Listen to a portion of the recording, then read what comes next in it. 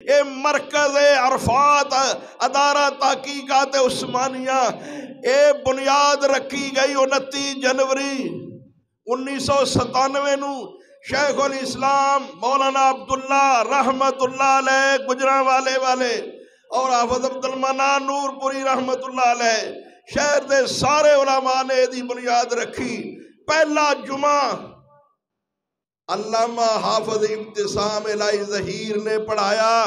حافظ شفیق صاحب دیاں محنتاں اے حضرت علامہ شہید دے مشن تھی ایک یادگار انشاءاللہ قاضی صاحب اسی یقین دلانے حافظ صاحب انشاءاللہ علامہ ابتسام علامہ ہشام حافظہم اللہ تبارک و تعالی دی قیادت دے اندر اے مرکز پھلے اور پھولے گا اور انشاءاللہ دین اسلام دا احتکام ہوندہ رہے گا جب تک میری زندگی رہے گی۔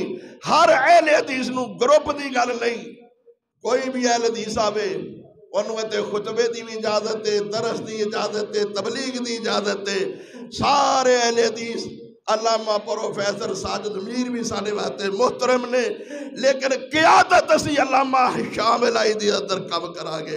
آخر دعوانا الحمدللہ رب العالمین۔